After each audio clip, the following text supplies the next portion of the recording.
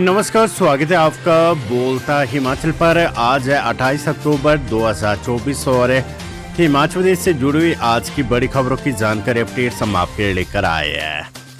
हमेशा की तरह आप इस वीडियो को लाइक कर दीजिएगा। चैनल पर नहीं जुड़े, चैनल को आप सब्सक्राइब जरूर करें। पेश है आज की सबसे बड़ी खबरें।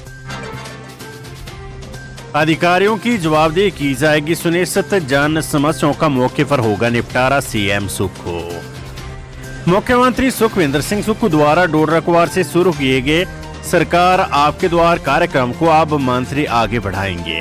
इसी कड़ी में सभी कैबिनेट मंत्री प्रदेश के दूरदराज क्षेत्रों का दौरा कर जनता से सीधा संवाद करेंगे। इसको लेकर प्रदेश की सुक्खू सरकार ने पूरी रूपरेखा तैयार कर ली है।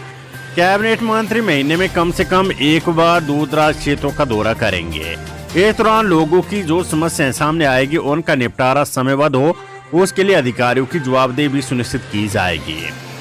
मंत्री न केवल दूरदराज क्षेत्रों का दौरा करेंगे बल्कि उनका रात्रि ठहराव भी वहीं होगा।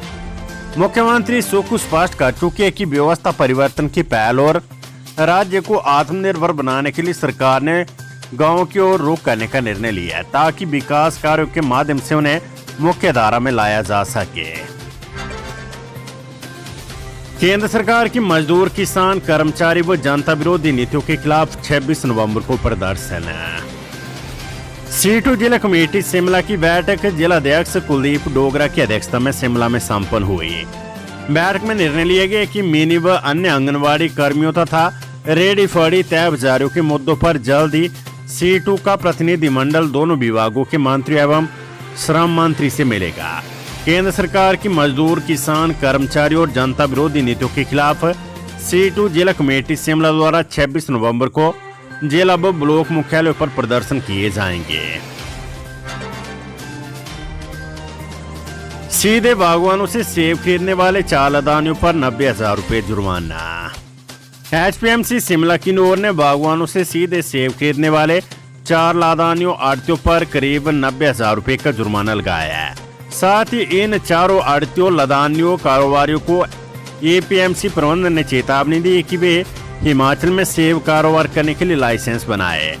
ऐसा नहीं करने पर उन्हें राज्य में कारोबार नहीं करने दिया जाएगा तथा उनके खिलाफ कार्रवाई की जाएगी। इस दौरान कुछ बागवान भी इन कारोबारियों का सहयोग करते हुए पाए गए। उनसे भी ऐसा नहीं करने तथा लाइसेंसधारी कारोबारियों का सहयोग करने को कहा गया है। राज्य में सेब उत्पादक क्षेत्र में कई आड़ती व लादानी भारी राज्यों से आकर बिना लाइसेंस के कारोबार कर रहे हैं। इनमें कई कारोबारी हिमाचल के भी है। इससे सरकार व APMC को लाइसेंस फीस के रूप में मिलने वाली आय नहीं हो रही है। सीएम सुक्खू बोले, खत्म किए गए पदों की जगह रखेंगे GOIT। बिजली बोर्ड का खर्च वहन नहीं कर सकती है सरकार। मुख्यमंत्री सुखविंदर सिंह सुक्खू ने कहा है कि पूर्व मुख्यमंत्री जयराम ठाकुर मुफ्त में सुर्खियां बटोरना चाहते हैं। वे जनता को गुमराह कर रहे हैं। जयराम खुद भी मुख्यमंत्री रह चुके। वे बताए कि कौन से पद सरकार खत्म कर रही है। सोलन में पत्रकारों से अनौपचारिक बातचीत में सीएम सुक्खू ने कहा कि सरकार की योजना सालों से खाली पड़े पदों को समाप्त करने की नहीं है। विभागों से डाटा मांगा गया है। जो पद 2 साल या इससे ज्यादा समय से नहीं भरे गए हैं, वे पद लगभग समाप्त हो चुके हैं। उनकी जगह पर अब GOIT के पदों को भरा जाएगा, क्योंकि अब कंप्यूटर का जमाना है। इसके लिए सरकार बजट बना रही है। मुख्यमंत्री सुक्खू ने बिजली बोर्ड के कर्मचारियों को नसीहत देते हुए कहा है कि बिजली बोर्ड को अब अपने पांव पर खड़ा होना ही पड़ेगा। सरकार उन्हें 2,200 करोड़ रुपए की सब्सिडी देती है। ये सब्सिडी गाँव के किसानों को भी दी जा सकती है। 2.5 रुपए प्रति यूनिट बिजली बोर्ड के कर्मचारियों और पेंशनरों पर खत्म होती है। उसके बाद जनता का नंबर आता है, वहीं सरकार अनुदान भी देती है। उन्होंने कहा कि ये बात बिजली बोर्ड के अधिकारियों और कर्मचारियों को समझनी चाहिए कि पोस्ट बढ़ाकर फायदा या उन्हें अपने पांव पर खड़ा होकर है। मुख्यमंत्री सुक्खू ने कहा कि कब तक जनता के ऊपर बोझ डाला जाएगा और सरकार भी कब तक अनुदान देगी। सरकार बिजली बोर्ड का खर्च वहन नहीं कर सकती है। बोर्ड के कर्मचारियों की मांगी सरकार सुनेगी, मगर उन्हें भी सरकार के बारे में सोचना होगा। उन्होंने कहा कि बोर्ड को दी जाने वाली अनुदान राशि को गांव के किसानों पर लगाया जाएगा तो ग्रामीण क्षेत्र की अर्थव्यवस्था मजबूत होगी। हिमाचल में पुलिस भी सुरक्षित नहीं, ड्यूटी के दौरान महिला पुलिस कर्मी से छेड़छाड़, FIR दर्ज। हिमाचल प्रदेश के शिमला में एक ऑन ड्यूटी महिला पुलिस कांस्टेबल के साथ छेड़छाड़ और अश्लील हरकतें करने का मामला सामने आया है। इतने नहीं, जब महिला कांस्टेबल पुलिस गुमटी में ड्यूटी दे रही थी तब आरोपी ने जबरदस्ती गुमटी के अंदर भी घुसने की कोशिश की। महिला कांस्टेबल ने पुलिस विभाग की एक कांस्टेबल पर यह आरोप लगाया है। मामला शिमला की ढली पुलिस स्टेशन के अंतर्गत सामने आया है।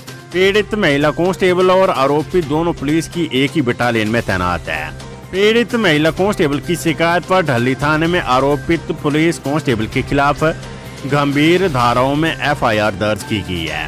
पीड़ित महिला कांस्टेबल ने पुलिस को दी शिकायत में कहा कि बीते 25 अक्टूबर को जब वे क्वार्टर गार्ड ड्यूटी पर तैनात थी तो राजीव नामक पुलिस कर्मचारी उसके पास आया और अश्लील व अभद्र शब्द कहे।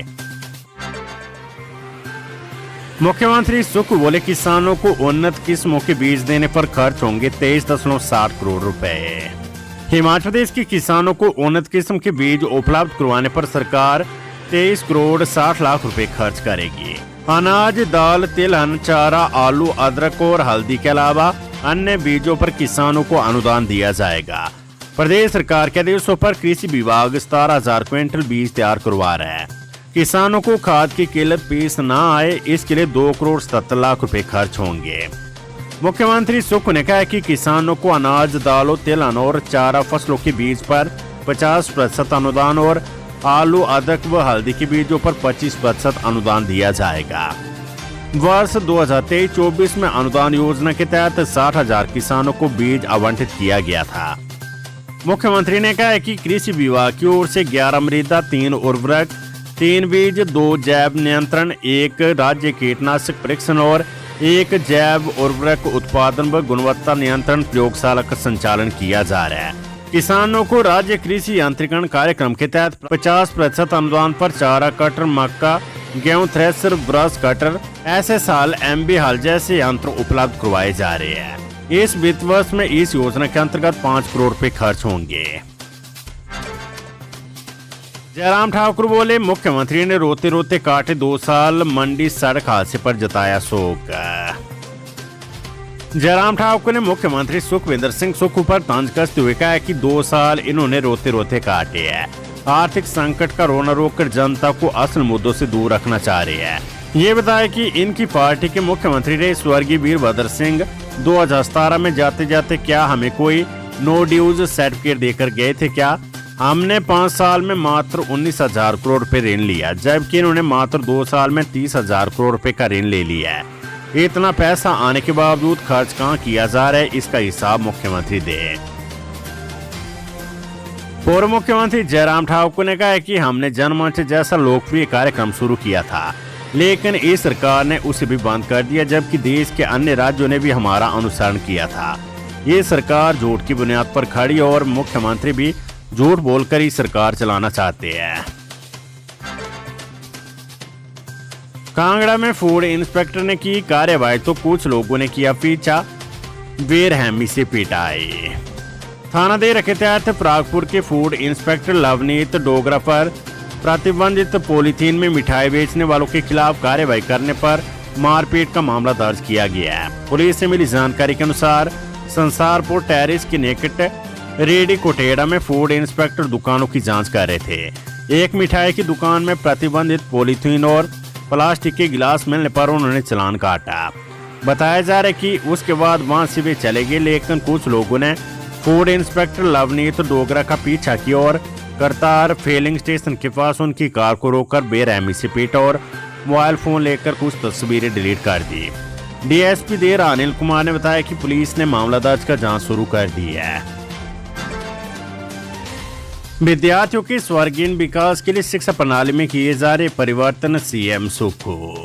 मुख्यमंत्री सुखविंदर सिंह सुक्खू ने सोलन के धर्मपुर स्थित पाइन ग्रोव स्कूल में वार्षिक समारोह को संबोधित करते हुए कहा कि शिक्षा का मुख्य उद्देश्य विद्यार्थियों की क्षमता का विकास कर उन्हें उत्तरदायी नागरिक बनाना है। मुख्यमंत्री ने कहा कि प्रदेश सरकार सभी स्तरों पर विद्यार्थियों का सर्वांगीण विकास सुनिश्चित करने के लिए शिक्षा प्रणाली में परिवर्तन कर रही है। उन्होंने कहा कि प्रदेश में वित्त वर्ष 2024-25 में शिक्षा बजट में पिछले वर्ष की तुलना में 17% की वृद्धि की गई है। छात्रों को भविष्य की चुनौतियों के अनुरूप तैयार करने के लिए सरकारी स्कूल में पहली कक्षा से ही अंग्रेजी माध्यम से शिक्षा आरंभ की गई और उनके समग्र विकास के दृष्टिगत प्रत्येक विधानसभा क्षेत्र में राजीव गांधी राजकीय डे बोर्डिंग विद्यालय खोले जा रहे हैं।